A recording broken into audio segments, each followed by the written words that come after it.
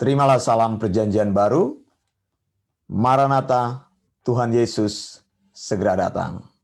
Saya akan selalu mengumandangkan salam gereja perjanjian baru ini. Maranatha, Tuhan Yesus segera datang, atau Tuhan Yesus pasti datang, atau Tuhan Yesus akan datang. Nah, ini merupakan salam gereja perjanjian baru yang menyemangati setiap orang yang sudah percaya kepada Yesus bahwa pengharapan kita kepada Yesus selalu terbukti dan akan terbukti. Lalu itu merupakan sebuah password yang menyatakan bahwa mereka yang mengucapkannya adalah anggota-anggota gereja perjanjian baru. Saudara yang dikasihi Tuhan, saya Wanda Dumais dari Sydney, Australia, kembali lagi bersama dengan Anda dalam program Sound Doctrine. Kali ini saya ingin membahas mengenai nubuat 70 minggu Daniel. Nubuat ini merupakan nubuat yang sangat penting sekali. Setiap orang percaya harus mengetahui nubuat ini. Mengapa saudara? Di dalam nubuatan ini nyata sekali apabila kita memeriksa dengan baik ketepatan nubuat yang diberikan oleh Allah ya beratus-ratus tahun yang lalu atau ribuan tahun yang lalu. Dan di sini kita mengetahui bahwa Alkitab itu benar, dan yang kedua bahwa Allah itu mengontrol sejarah. Makanya sejarah itu disebut his story atau cerita yang dituliskan oleh Allah sendiri. Baik, saudara yang dikasihi Tuhan, saya ingin membawa Anda untuk berkelana menelusuri kebenaran Alkitab dalam beberapa saat ini. Mari bersama kita ikuti. Kalau Anda mempunyai pertanyaan, Anda bisa tuliskan pertanyaan-pertanyaan Anda di kolom komentar Facebook. Anda bisa share juga pengajaran-pengajaran ini supaya orang lain bisa mendapat berkat. Lalu juga Anda bisa menghubungi kami melalui WhatsApp, melalui nomor telepon yang sudah kami berikan atau kami tuliskan di dalam beberapa video yang ada. Anda bisa temukan dalam page Sound Doctrine atau page Keluarga Sakina atau juga page Excellent Store, dan juga Anda bisa menemukannya di dalam kanal YouTube Wanda Dumais. Nah, saudara yang dikasihi Tuhan, ada beberapa hal yang ingin saya sampaikan sebelum kita membahas mengenai nubuat minggu atau 70 minggu Daniel. Ada di mana nubuatan itu kita akan lihat nanti. Beberapa hal yang ingin saya buka di sini adalah pertama, kita perlu mengerti mengenai sejarah-sejarah yang dituliskan oleh Alkitab, dan ini selalu berhubungan satu dengan yang lain. Pertama, saudara, bait Allah yang pertama itu dibangun oleh Salomo kurang lebih tahun 957 sebelum Masehi. Atau ada yang lain menuliskan tahun 1000 sebelum Masehi. Nah, tahun-tahun ini bersifat variasi atau variatif ya. Tapi kebanyakan ahli-ahli sejarah menuliskan tahun 957 sebelum Masehi. Salomo berhasil mendirikan satu bangunan yang megah di mana orang Israel bisa datang beribadah kepada Allah karena dipercaya bahwa kehadiran Allah ada di tempat itu.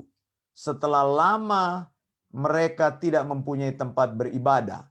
Tempat ibadah mereka pertama itu adalah sebuah tabernakel yang sifatnya tidak menetap, yang pada waktu itu diperintahkan oleh Tuhan untuk dibuat oleh Musa di padang gurun. Lalu sampai akhirnya Daud bicara, "Ya Tuhan, aku ingin membangun sebuah bait di mana engkau bisa tinggal di situ." Tetapi Tuhan berkata bukan engkau yang akan membangunnya, tetapi Salomo lah yang akan membangun, yaitu anakmu. Nah, saudara yang dikasihi Tuhan, dalam perjanjian lama kita mengerti kehadiran Tuhan itu tidak bersifat menetap dalam hidup orang percaya. Jadi kehadiran Tuhan itu dalam bentuk kemuliaan yang hadir di tabut perjanjian. Nah, tabut atau bait, maksud saya bait Allah yang pertama dibangun oleh Salomo ini dibangun di tanah yang dibeli oleh Daud dari orang Yebus atau Arauna, begitu ya. Nah, tanah tersebut dipercaya adalah tempat di mana Abraham pada waktu itu mempersembahkan Ishak ya di Bukit Moria.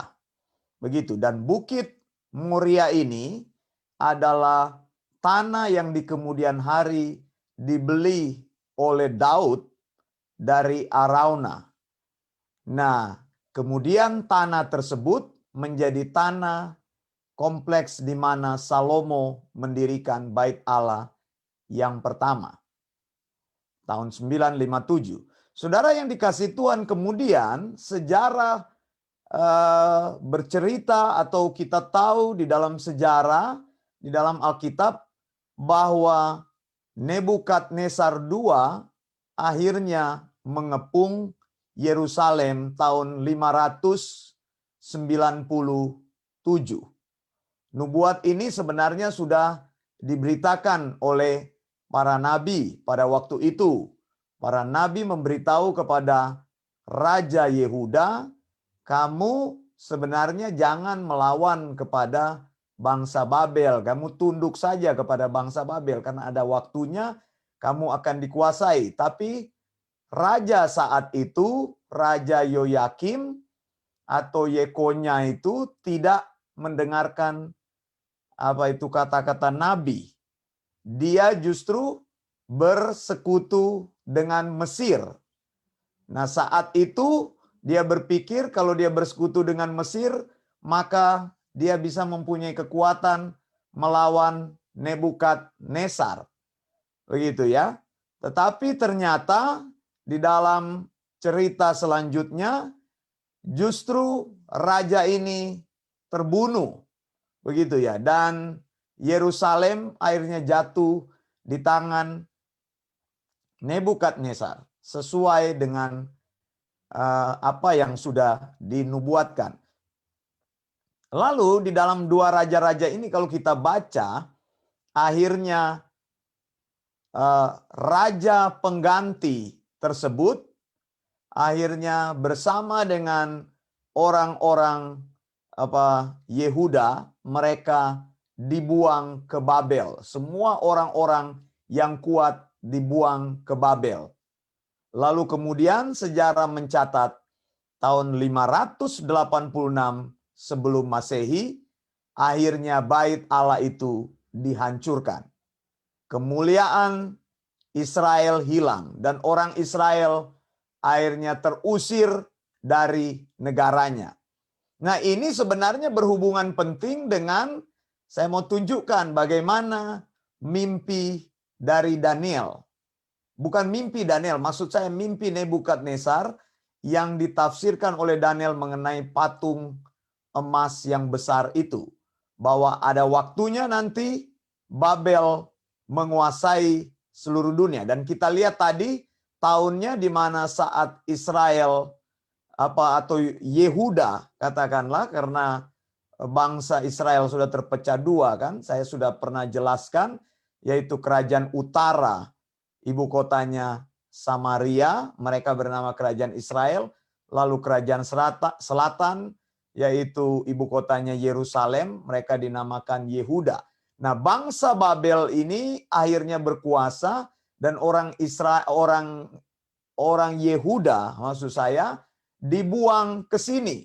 Nah, saudara, sesuai dengan nubuatan Tuhan, mereka dibuang di sini, mereka akan mengalami masa pengasingan selama 70 tahun. Ya, ini sudah dinubuatkan oleh Nabi Yeremia. Nah, ini hubungannya ada di dalam Daniel 1 dan 2 misalnya. Saya akan tunjukkan Daniel 1 dan 2, saya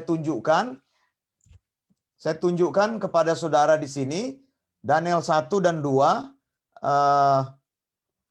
ayat yang berbicara di sini ya. Lihat di sini bahwa pada waktu itu Daniel memperhatikan tentang nubuatan yang terjadi. Daniel adalah salah satu orang yang berada di dalam pembuangan. Kalau kita membaca kitab Daniel, pada waktu itu Daniel bicara mengenai, di sini dia bilang tahun pertama pemerintahan Darius anak Ahasweros, orang Media atau Persia. Jadi di sini kalau kita lihat dari patung ini, sesudah kerajaan Babel, kemudian berganti dengan kerajaan Persia. Nah, pada saat kerajaan Persia memerintah itu, Daniel ingat bahwa dalam kumpulan kitab jumlah tahun menurut firman Tuhan kepada Nabi Yeremia akan berlaku atas timbunan puing Yerusalem, yakni 70 tahun. Nah, saudara yang dikasih Tuhan, saat itu Daniel menghitung, wow, sekarang ini waktunya sudah hampir tiba, yaitu 70 tahun seperti yang dinubuatkan oleh Nabi Yeremia. Adanya di sini. Saudara bisa membuka Alkitab saudara, mari kita cek di dalam Yeremia 25 ayat 11 sampai 12.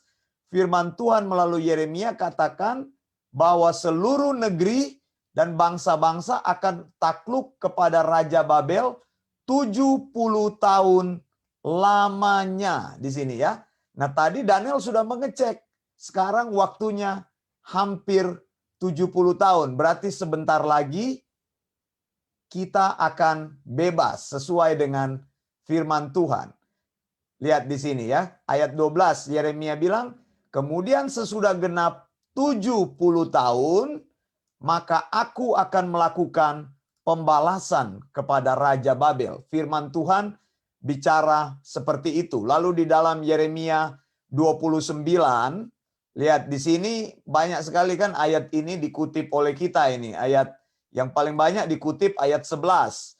Padahal ini adalah ayat sambungan dari nubuatan Yeremia. Yeremia 29 ayat 10 dikatakan apabila telah genap 70 tahun baru bagi Babel, baru aku memperhatikan kamu. Jadi kembali lagi nubuatan Tuhan ditegaskan. Tadi saya katakan sesudah orang Israel dibuang atau orang Yehuda, katakanlah Yehuda begitu ya. Cuma pemahaman kita selalu Israel, makanya saya selalu menyebutkan Israel. Padahal Yehuda. Yehuda maksud saya, mereka akan dibuang 70 tahun di Babel. Sesudah itu baru Tuhan akan memulangkan lagi mereka ke tanah asalnya atau ke Yerusalem. Lalu dikatakan ayat 11, aku ini mengetahui rancangan-rancangan apa yang ada padaku mengenai kamu. Jadi firman Tuhan bilang, sesungguhnya walaupun kamu ada di Babel, tetap aku akan melakukan rancangan damai sejahtera. Kamu ada di sana, bukan rancangan kecelakaan. Ini ayat selalu dipakai oleh orang percaya, ini dikutip-kutip ini. Begitu ayat ini. Tapi sebenarnya ayat ini berhubungan dengan Israel gitu, atau berhubungan dengan orang Yehuda. Gitu ya. Nah, saudara, tadi saya sudah tunjukkan bahwa Daniel saat itu berkata bahwa saat ini ternyata waktunya sudah tiba. Nah, saudara yang dikasih Tuhan, kemudian di dalam Daniel 9, mari kita lihat Daniel 9, itu ya, saya akan tunjukkan Daniel 9, ayatnya ada di sini, saya sudah tuliskan. Sebentar, Daniel 9, mana dia? Mana dia? Daniel 9. Saya sudah tuliskan ayatnya. Kita lihat dulu di sini. Ayat 24. Saya sebenarnya ada tuliskan ayat 24. Ayat 24.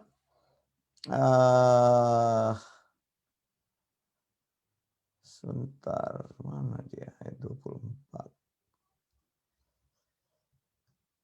Ternyata ayatnya sudah saya potong ya, atau lebih baik kita mengecek ya. Coba kita mengecek di sini. Kita mengecek di sini Daniel 9 ayat 24. Saya sebenarnya menuliskan dalam bahasa Inggris ya, tapi saya ingin mencari dalam bahasa Indonesia ya. Dikatakan begini. Daniel 9 ayat 24. Dikatakan begini, 70 kali 7 masa telah ditetapkan atas bangsamu. Ada baiknya saya mengambil, supaya saudara bisa mengikuti, saya mengambil dulu sebentar. Saya ambil dulu, baru kemudian saudara bisa mengikutinya dengan gampang ya. Daniel 9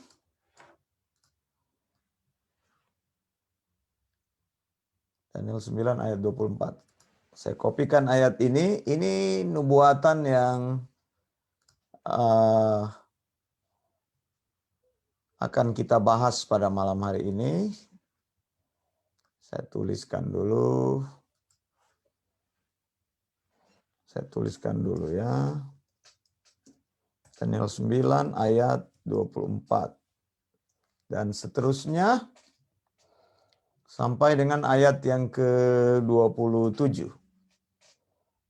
Oke, saya besarkan dulu.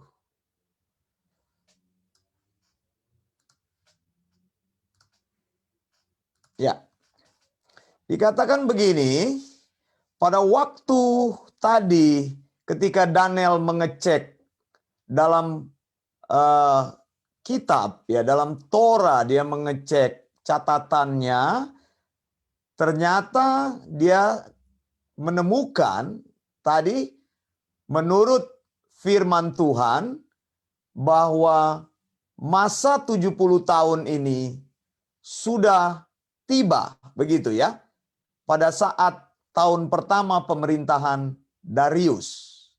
Jadi Babel sudah digantikan dengan media Persia, dan sekarang waktu yang difirmankan Tuhan melalui Yeremia sudah berlaku, bahwa sudah 70 tahun. Nah, Daniel kemudian berdoa kepada Allah, lalu malaikat Gabriel datang kepadanya, memberikan firman kepadanya. Dikatakan 70 kali 7 masa telah ditetapkan atas bangsamu dan atas kotamu yang kudus. Lihat, ada 4 hal yang dikatakan, ada beberapa hal yang dikatakan di sini. Untuk melenyapkan kefasikan, untuk mengakhiri dosa, untuk menghapuskan kesalahan, untuk mendatangkan keadilan yang kekal, untuk menggenapkan penglihatan dan nabi, dan untuk mengurapi yang maha kudus. Lihat ya, saya akan tunjukkan kepada saudara beberapa poin tersebut. Ada 6 poin. Gabriel berbicara bahwa 70 kali 7 masa akan terjadi, yaitu pertama, untuk melenyapkan kefasikan, untuk mengakhiri dosa, untuk menghapuskan kesalahan, untuk mendatangkan keadilan yang kekal, untuk menggenapkan penglihatan dan nabi, lalu untuk mengurapi yang maha kudus. Saudara, sebenarnya ayat 24 ini penting sekali begitu ya, ayat 24 ini. Kalau kita lihat di sini dikatakan dalam Atau katakanlah begini, dalam terjemahan yang lain, sebenarnya dalam bahasa Indonesia tidak begitu jelas dikatakan, misalnya ya. Katakanlah kita baca ayat yang ke-25 misalnya. Ayat yang ke-25 dikatakan begini. Ayat yang ke-25, maka ketahuilah dan pahamilah dari saat firman itu keluar, yakni bahwa Yerusalem akan dipulihkan dan akan dibangun kembali sampai kedatangan seorang yang diurapi, seorang raja, ada 7 kali 7 masa dan 62 kali 7 masa lamanya. Kota itu akan dibangun dengan tanah lapang dan dengan paritnya, tetapi di tengah-tengah kesulitan. Nah, saya mau tunjukkan, pertama tadi dikatakan total nubuat dikatakan 70 kali 7 masa. Nah, ini harus kita lihat dengan baik. Misalnya di dalam NIV dikatakan 77. Bagaimana caranya menafsirkan hal tersebut? Lalu di dalam King James Version dikatakan 70 weeks. Jadi dipakai kata weeks di sini, begitu ya. Kata weeks, kemudian saya memeriksanya di dalam bahasa aslinya, dikatakan seperti ini. Misalnya ya, saya tunjukkan di dalam bahasa aslinya. Nah, ini dia. Mudah-mudahan saudara bisa lihat ya. Saya besarkan dulu. Kurang besar, kurang besar, kurang besar, kurang besar. Saya besarkan dulu. Saya besarkan dulu ya. Dikatakan di sini, kalau kita memeriksa dalam bahasa aslinya, dikatakan sabuim ya. Di sini dikatakan sabuim. Sabuim itu dari kata sabua ya. Kalau dicek, jadi kata weeks ini adalah sabuim atau kata dasarnya sabua. Sabua itu artinya sebuah periode dari 7. Makanya tadi di dalam NIV diterjemahkan 77. Nah, ini kalau di bahasa Indonesia diterjemahkan masa. Mungkin membingungkan bagi kita. Nah, kata sabua itu atau sabuim itu karena di sini ada kata jamak, makanya dipakai kata im ini, sabuim. Dia itu bisa berarti hari, bisa berarti tahun. Nah, jadi saudara, ketika dikatakan di sini, misalnya saya kembali lagi di sini, kita memang agak loncat-loncat ini. Misalnya tadi dikatakan dalam bahasa Inggrisnya, dalam King James Version dikatakan 70 weeks. Jadi 70 weeks ini kita akan tafsirkan menjadi 70 weeks ini menjadi periode tahun. Begitu. Jadi jangan bingung ya. Di dalam Alkitab bahasa Indonesia kan tadi dikatakan 70 kali 7 masa. Saya kasih warna ini kata masa ini. Kata masa ini dalam bahasa Inggrisnya adalah weeks. Atau dalam NIV diterjemahkan 7. Tadi kan saya bilang sebuah periode 7. Dari kata dasarnya dalam bahasa Ibraninya sabua atau sabuim. Karena di sini 7-nya ini menunjukkan jamak di sini ada s kan. Tapi King James Version menuliskan bukan sevens tetapi weeks. Nah, weeks itu berarti ditafsirkan tahun ya. Tadi saya sudah bilang kan artinya periode 7 artinya hari, 7 hari atau 7 tahun. Begitu. Jadi di sini tidak mungkin 7 hari. Berarti kita menafsirkan 7 tahun. Makanya 70 kali 7 masa itu artinya 70 kali 7. Jadi total nubuatan yang Tuhan berikan kepada Daniel itu yang berhubungan dengan Yerusalem adalah yang tadi kita sudah baca, ada beberapa poin itu, 6 poin itu. Jadi total nubuatannya, karena kita menafsirkan sesuai dengan bahasa Ibrani tadi, bahasa Indonesia memakai masa. Jadi jangan saudara bingung, loh kok masa itu apa? Kenapa kok dihitung tahun? Karena itu dari kata bahasa aslinya sabua atau sabuim. Sabuim itu periode 7. 7 itu bisa menunjuk kepada hari, hari-hari atau tahun. Tapi dalam hal ini kita mengambil tahun. Jadi dikatakan seluruh nubuat itu yang ada 6 pokok tadi, yang ada 6 tulisan tadi, poin-poin ini, Daniel 9 ayat 24, untuk melenyapkan kefasikan, untuk mengakhiri dosa, untuk menghapuskan kesalahan, untuk mendatangkan keadilan yang kekal, untuk menggenapkan penglihatan, dan nabi, untuk mengurapi yang maha kudus, maka total nubuatan itu adalah 70 kali 7 tahun. Nah, kita langsung melakukan perhitungan matematika, kita menemukan total nubuatan itu akan terjadi 490 tahun. Jadi Daniel 9 ayat 24 bicara tentang kesinambungan waktu selama 490 tahun. Saya lihatkan lagi di sini. Jadi di sini 70 kali 7 masa, saya langsung tulis di sini 490 tahun. Begitu ya. Jadi supaya engkau langsung mengerti nubuatan ini, saya akan tunjukkan nubuatan ini supaya ketika engkau baca Daniel 9, 24 sampai 27, engkau mengerti apa yang dimaksudkan. 70 kali 7 masa, masa di sini adalah tahun. Jadi 70 kali 7 tahun sama dengan 490 tahun. Kemudian ayat 25 dikatakan, maka ketahuilah dan pahamilah dari saat firman itu keluar.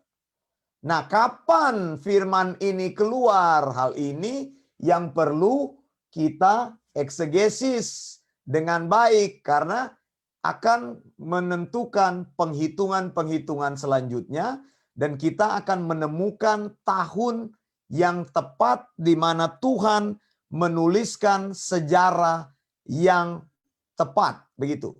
Dikatakan begini, ketahuilah dan pahamilah dari saat firman itu keluar.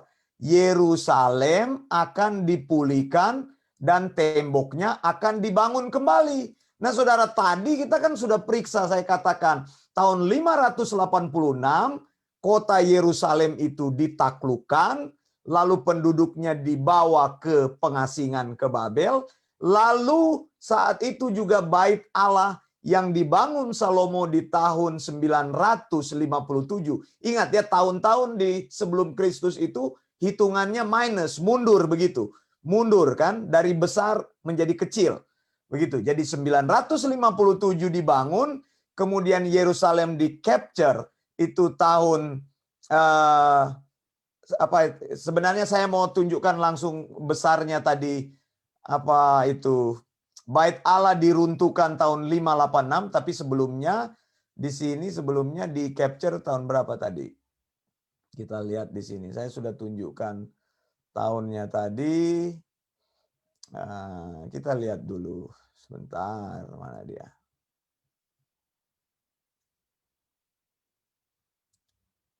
Mana dia tadi tahunnya ya? Oh, ini dia. Dalam sejarah awal saya sudah tunjukkan, jadi Yerusalem itu pertama bait Allah dibangun 957, bait Allah yang pertama oleh Salomo, kemudian Yerusalem itu di capture 597. Jadi Yerusalem ditawan tahun 597, lalu bait Allah hancur, kota Yerusalem itu hancur tahun 586. Jadi semua penduduknya itu dipindahkan ke Babel, diasingkan, ya, mengalami pengasingan. Yang tersisa adalah orang-orang yang lemah, orang-orang yang semua yang terpelajar, yang kuat, laki-laki yang masih kuat, begitu dipindahkan. Jadi tinggal perempuan, orang-orang tua, dan orang-orang yang tidak bisa apa-apa lagi tertinggal di situ. Nah, saudara, sekarang kita masuk kepada apa yang diterima oleh Daniel, firman Tuhan yang diterima oleh Daniel. Dikatakan di situ dari saat firman itu keluar, ayat 25, yaitu Yerusalem akan dibangun kembali, lihat, akan dibangun kembali, lalu temboknya akan dibangun kembali. Jadi Yerusalem akan dipulihkan. Nah, saudara, tadi saya sudah katakan bahwa menjelang 70 tahun penggenapan nubuatan dari Nabi Yeremia, terjadi beberapa hal yang ajaib. Karena Tuhan sudah firmankan bahwa saat genap 70 tahun, kalian orang Yehuda akan kembali lagi dikembalikan ke Yerusalem. Nah, sejarah mencatat tahun 538 sebelum Masehi, di bawah pemerintahan Raja Cyrus atau Cyrus di Alkitab Indonesia dikatakan, itu adalah perintah untuk orang Israel disuruh pulang. Ini gelombang pertama orang Israel atau orang Yehuda tadi yang tertawan di Babel, mereka harus kembali atau diizinkan pulang ke Yerusalem untuk membangun bait Allah. Kita bisa menemukan di Esra 5 ayat 16. Nanti Anda baca sendiri. Jadi Raja Cyrus ini bilang kepada orang-orang di situ, kalian sudah boleh pulang dan kalian boleh membangun bait Allah. Jadi itu tahun 538. Tapi sayang, pembangunan ini mengalami masalah karena orang-orang di utara tidak setuju. Begitu. Jadi pembangunan yang dikerjakan Sesbasar ini tidak selesai. Lalu kemudian ada gelombang kedua. Gelombang kedua kali ini dipimpin oleh Zerubabel untuk membangun bait Allah yang sudah runtuh. Tahun 521 sebelum Masehi mereka kembali ke Yerusalem. Nah, sejarah mencatat pembangunan bait Allah itu mulai dilakukan tahun 520 sampai 516. Dan 516 ini adalah tahun di mana bait Allah selesai dibangun. Coba kalau engkau punya kalkulator, engkau bisa menghitung. Engkau bisa menghitung. Bisa menghitung tahun ini. 586 dikurangi 516 berapa? Hasilnya 70 tahun kan? Gampang dihitung. 586 pertama kali bait Allah diruntuhkan sebelum Masehi, kemudian kurang 516 BC sama dengan 70 tahun. Nubuatan Tuhan tepat terjadi. Lihat. Sesuai dengan nubuatan Tuhan yang disampaikan Nabi Yeremia. Tahun 70 itu maka kamu akan mengalami pembebasan. Dan bait Allah yang kedua. Nah ini sekarang. Saya sudah pernah menjelaskan ini. Bait Allah pertama dibangun Salomo. Kemudian bait Allah kedua diselesaikan kurang lebih 3 tahun. Oleh 3 atau 4 tahun ya. Ini tahunnya bisa bervariasi. Kurang lebih begitu ya. Ada yang menuliskan 3 tahun. Saya percaya 3 tahun. Ada yang menuliskan 4 tahun. Tapi kalau dari sini kita hitung ya memang 4 tahun. 520 sampai 516. Tepat seperti firman Tuhan 70 tahun. Begitu ya. Mereka akhirnya mempunyai bait Allah lagi. Bait Allah yang kedua dibangun lagi. Begitu, yang tadinya runtuh, sekarang orang Israel mempunyai bait Allah. Cuma ada persoalan, saudara. Kenapa? Setelah bait Allah ada, orang-orang Israel itu mereka belum sepenuhnya datang kepada Tuhan, belum ada di bait Allah. Jadi Masih kacau sistemnya. Kalau saudara baca nanti, ini ada hubungannya dengan Maleakhi 3 yang saya sering khotbahkan mengenai persepuluhan. Maleakhi 3, 8-10. Kenapa Tuhan mengutuk orang Israel tidak bayar persepuluhan? Karena apa? Karena pada waktu itu sistem ibadah belum terjadi secara baik begitu. Akibatnya semuanya terbengkalai. Nah, Esra, seorang ahli kitab, ya kalau kita baca kitab Esra, Esra inilah akhirnya mulai membacakan kitab Torah kepada orang-orang Yehuda supaya engkau berbalik kepada Allah begitu. Jadi firman Tuhan diberitakan, Esra terus menyatakan sound doctrine kepada mereka, akhirnya terjadilah di mana orang-orang mulai mengalami sebuah kegerakan rohani, saudara. Tapi persoalannya saat itu baru bait Allah yang berdiri. Tadi nubuatan Gabriel kepada Daniel, pahamilah mulai firman itu keluar, yaitu Yerusalem akan dipulihkan. Kemudian temboknya akan dibangun lagi. Nah, Yerusalem kan itu kota berkubu yang bertembok-tembok. Semuanya sudah runtuh pada waktu itu. Nah, Esra baru mengadakan pembaharuan secara rohani, saudara. Begitu. Tahun 457, kemudian raja lagi namanya Artasasta mengeluarkan satu perintah, orang Yehuda diberi kesempatan pulang lagi ke Yerusalem. Jadi kembali lagi ada gelombang orang yang pulang ke Yerusalem. Tapi Esra belum mendapatkan izin membangun Yerusalem dan memulihkan kekuasaan kerajaan Yehuda. Jadi state-nya belum normal begitu. Bait Allah sudah terbangun, tadi ibadah sudah mulai berjalan sesudah Esra ada di sana, tapi sayang Yerusalem belum bisa dibangun. Karena Esra belum mendapatkan power daripada Persia. Nah, kemudian saudara, sekarang engkau bisa baca Nehemia 2 ayat 1. Coba kita lihat Nehemia 2 ayat 1 bilang apa? Nehemia 2 ayat 1, di sini ada ayat yang luar biasa.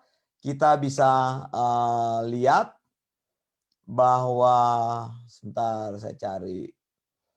Ya, Nehemia 2 ayat 1 bilang apa? Pada bulan Nisan, lihat di sini, bulan Nisan. Saya kopikan saja ini. Saya kopikan saja. Saya kopikan di sini ya. Nehemia 2 ayat 1.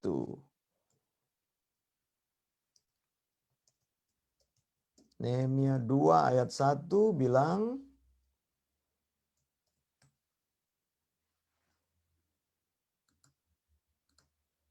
nah ini dia perintah saat itu Nehemia menjadi juru minuman raja. Lihat ya. Pada bulan Nisan, Nehemia 2 ayat 1, Anda bisa cek Alkitab Anda, di situ dikatakan apa? Dibilang pada bulan Nisan tahun ke-20 pemerintahan Raja Artasasta.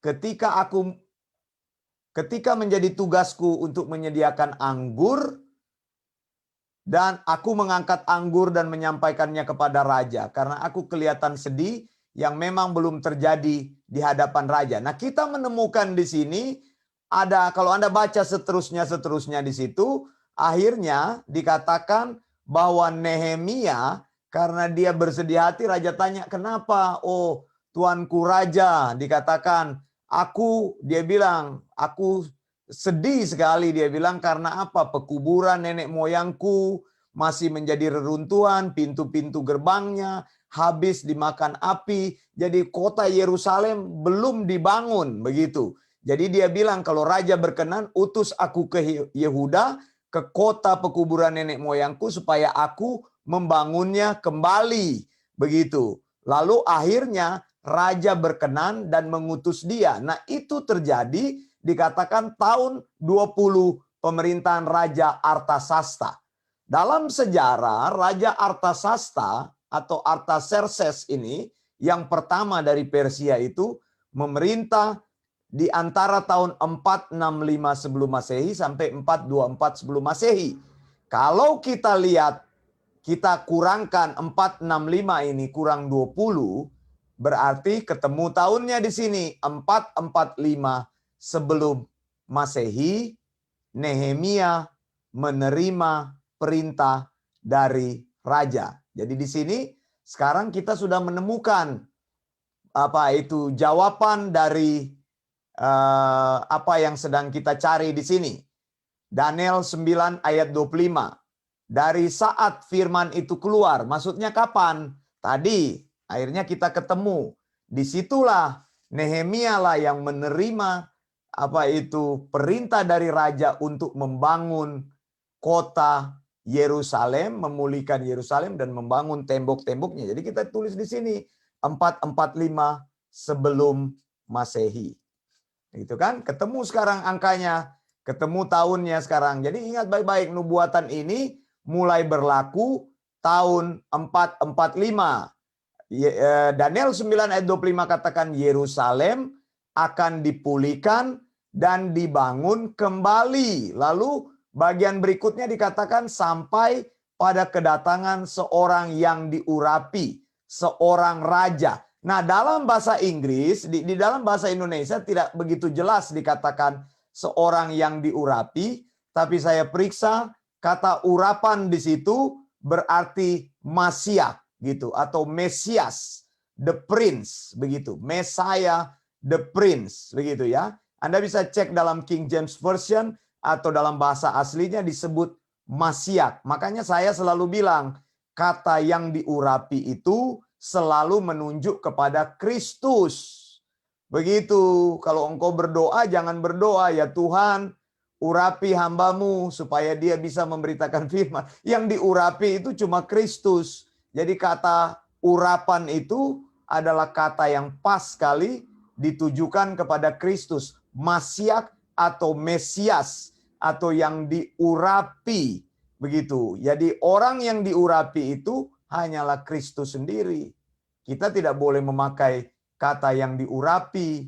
Kadang-kadang kita berdoa, ya Tuhan urapilah hambamu. Urapi bagaimana? Orang yang diurapi itu cuma Yesus sendiri. Jadi engkau tidak perlu menjadi Mesias yang lain, Mesias palsu begitu. Tidak. Karena Mesias cuma satu, yaitu Kristus sendiri.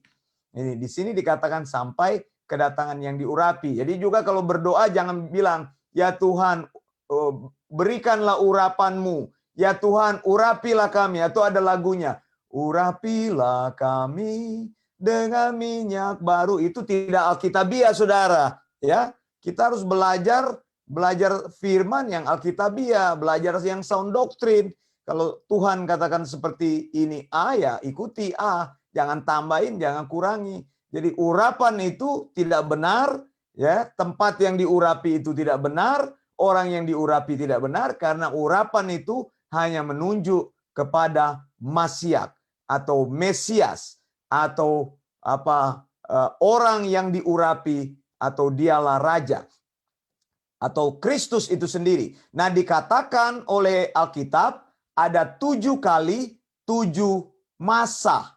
Begitu. Yang pertama 49 tahun, lalu yang kedua itu 62, kata masa tadi sudah kita tafsirkan kan? Jadi 62 kali 7 masa, jadi 62 kali 7 sama dengan 434 tahun. Jadi di sini bisa kita tambahkan bilangannya 49 tahun tambah 434 tahun sama dengan 483 tahun. Ingat, total nubuatan itu adalah 490 tahun.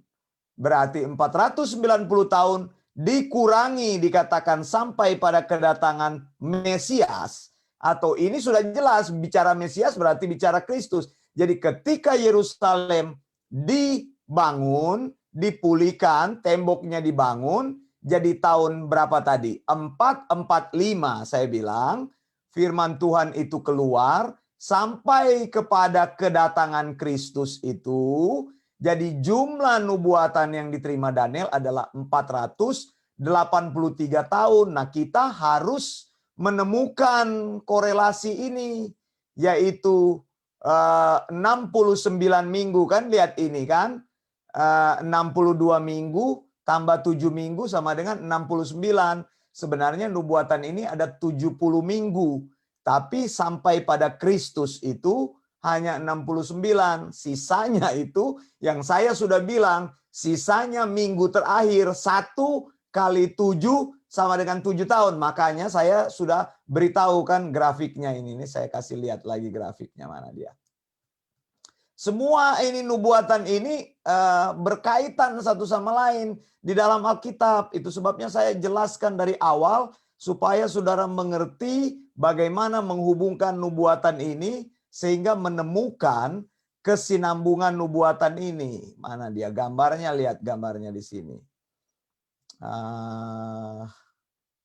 Nah ini kan sisanya ini, kalau saudara lihat sisanya ini maksud saya. Ini sisanya 7 tahun ini. Jadi nubuatan itu tadi 69.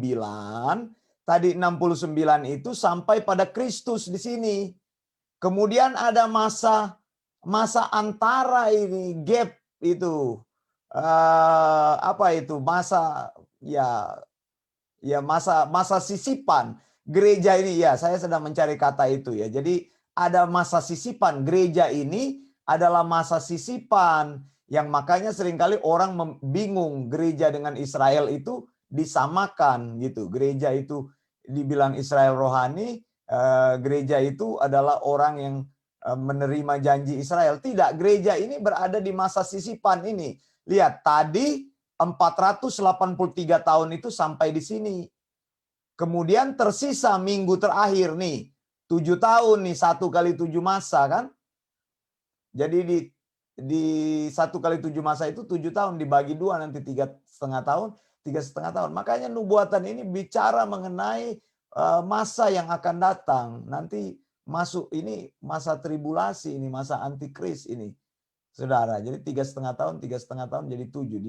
Di tengah sini ada namanya mid tribulation di mana antikris akan duduk di bait Allah gitu. Tapi saya hanya sekedar menunjukkan dulu grafik ini karena saya akan terus dengan cepat karena waktu kita terbatas. Nah, sekarang tadi saudara saya katakan nubuatan tersebut adalah 69 minggu. 69 minggu itu 483. Nah, cara mencarinya karena Alkitab itu, tahun di dalam Alkitab itu adalah tahun, 1 tahun itu 360 hari, saudara. Ini juga sudah saya jelaskan waktu saya menjelaskan mengenai hari raya orang Yahudi dan juga perayaan Sukot. Mengapa mereka punya 360 hari dalam 1 tahun? Karena orang Israel menggunakan kalender berdasarkan bulan. Begitu. Sementara kita itu menggunakan kalender berdasarkan matahari, solar system.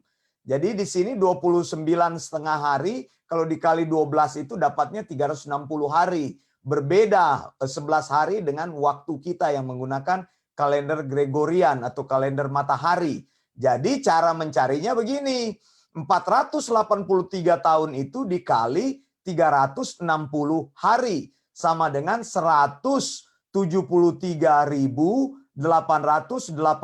hari waktu Alkitab. Yang tadi saya bilang waktu orang Yahudi. Nah, untuk mencocokkan dengan penghitungan modern, kita bisa melakukan beberapa kalkulasi. 173.880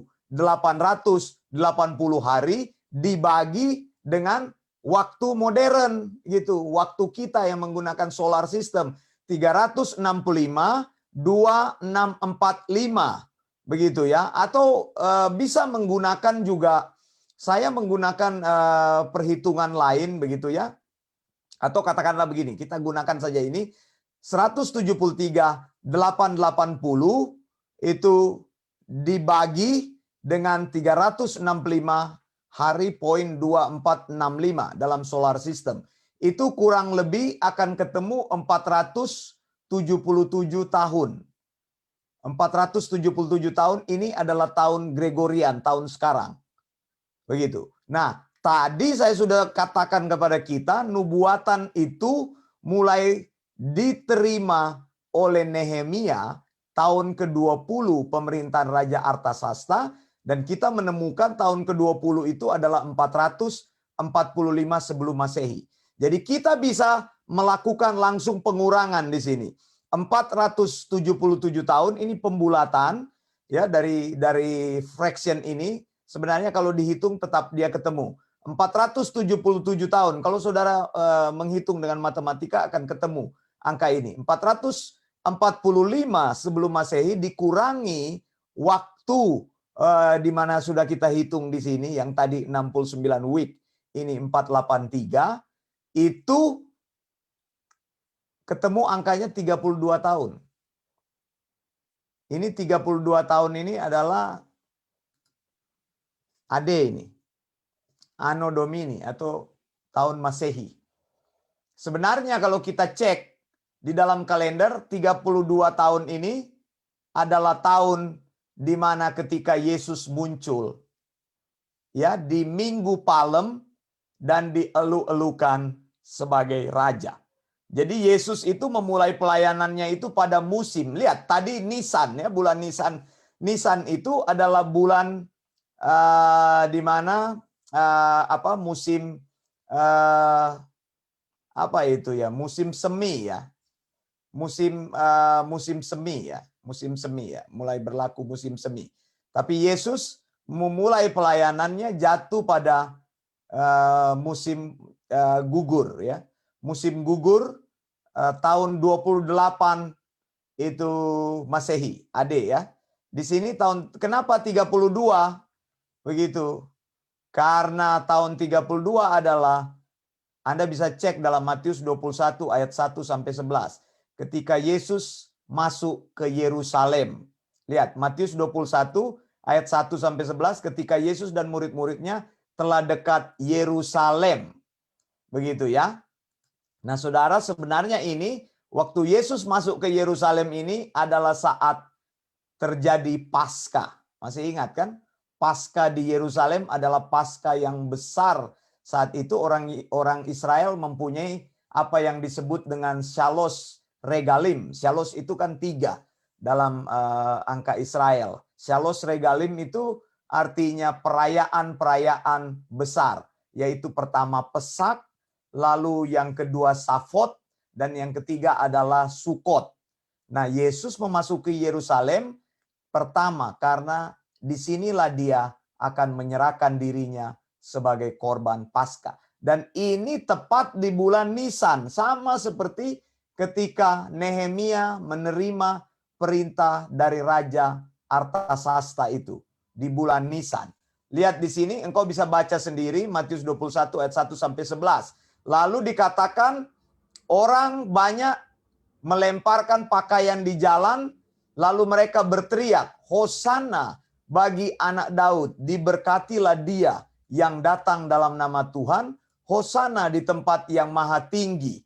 Begitu. Jadi pada waktu itu Yesus sebenarnya sedang dikoronasi atau ditahbiskan sebagai raja, saudara.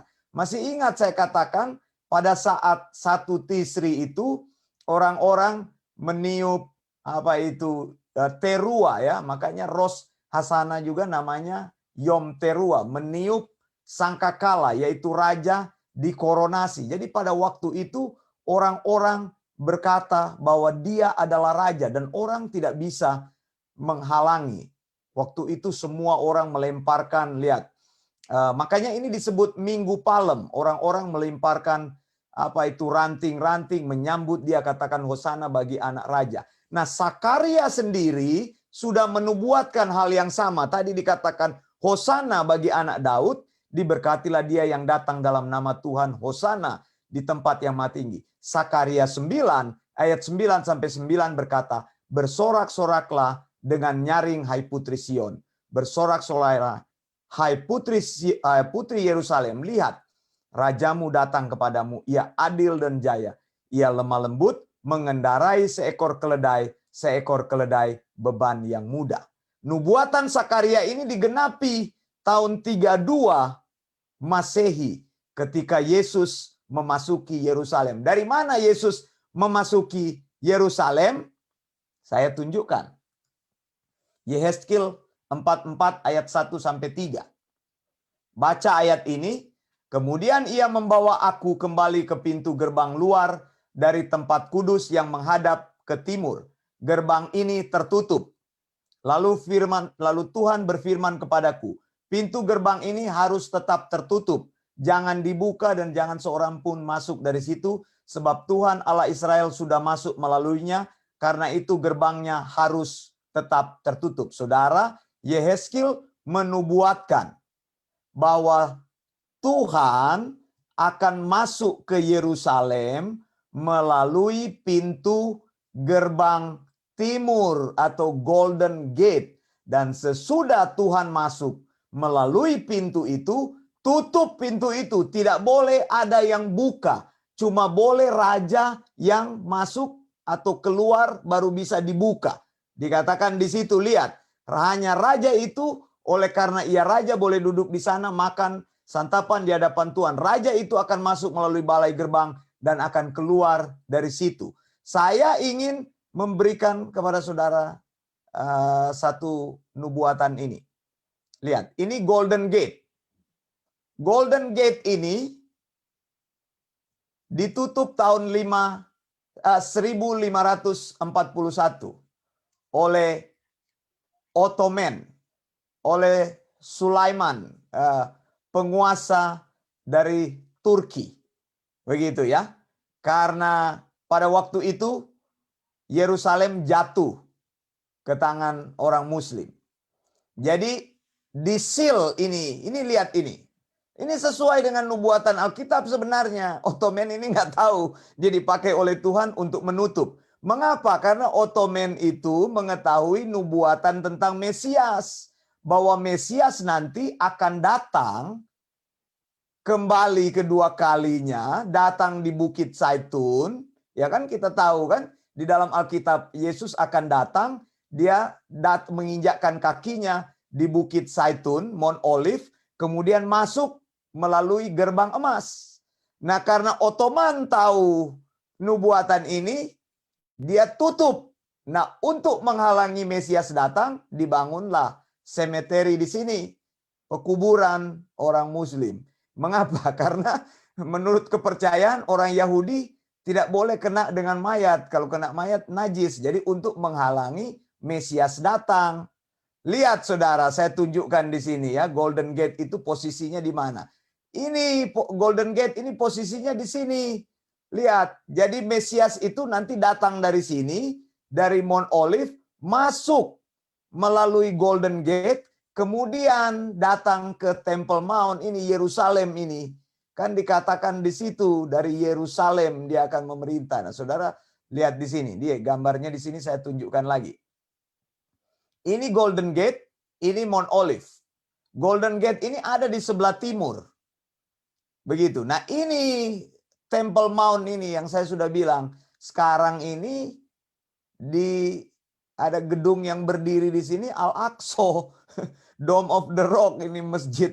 Masjid ini besar ini, tapi masjid ini nanti akan diruntuhkan satu kali karena bait Allah yang ketiga akan berdiri di kompleks yang sama ini, Temple Mount. Begitu ya, ini Temple Mount. Nih Western Wall, lihat Western Wall. Bersebelahan aja kan ini, lihat. Ini Yerusalem tadi, kota yang berkubu itu. Lihat, saya sudah bilang inilah yang dibangun oleh Nehemia. Jadi Yesus datang di sini. Dari mana tadi gambarnya? Saya tunjukkan tadi. Saudara akan lihat di sini masa mana tadi itu. Terakhir saya mau tunjukkan. Nah di sini lihat di sini. Nah, ini yang lebih pas.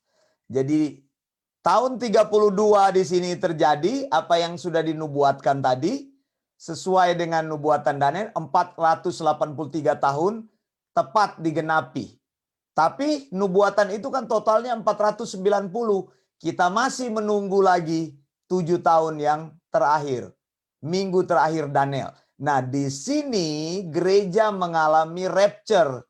Karena saya bilang kedatangan Yesus terjadi dalam 2 tahap. Tahap pertama, Yesus datang untuk gerejanya, menjemput gerejanya.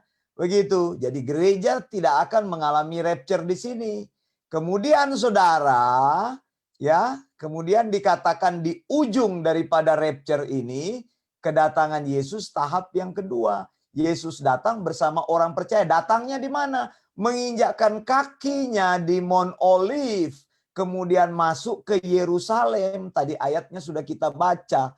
Sekarang Golden Gate itu tertutup. Mengapa tertutup? Karena terakhir kali Golden Gate itu dilewati oleh Mesias pada saat Minggu Palem ini tadi. Matius 21 ayat 1 sampai 11 sebelum penyalipan Yesus. Saya sudah tunjukkan bagaimana nubuatan ini sangat tepat. 69 minggu ini tepat terjadi di tahun 32 Masehi ketika Mesias muncul. Dan Sakaria juga sudah menubuatkan, lalu Yehezkiel menubuatkan, sesudah Tuhan Allah Israel masuk melaluinya, maka gerbang itu harus ditutup selama-lamanya. Lihat, gerbang ini ditutup selama-lamanya, saudara. Saya masih ada gambar lagi. Ini dia gambarnya, lihat. Mengapa disebut dengan Golden Gate? Karena sinar matahari yang datang dari timur, datang dari sini, menyinari pintu gerbang ini, maka pintu gerbang ini akan bernyala-nyala seperti emas, saudara. Tapi lihat pintu gerbang ini yang disil, pada saatnya pintu gerbang ini akan dibuka kembali ketika Mesias datang. Di sini Bukit Zaitun ada posisinya di sebelah sini, sebelah timur. Lihat pekuburan orang Muslim yang dibangun di sini. Kenapa dibangun kuburan Muslim? Tujuannya untuk menghalangi supaya Mesias tidak masuk ke situ. Nah, saudara yang dikasihi Tuhan, lihat di sini betapa Allah kita itu ajaib, betapa Allah kita itu menjaga sejarahnya, makanya sejarah disebut history atau his story, sejarahnya Tuhan. Allah mengontrol segala sesuatu. Kalau Allah bisa mengontrol sejarah dalam dunia ini, Allah juga bisa mengontrol sejarah dalam hidupmu. Engkau ada bukan karena kebetulan, itu ya.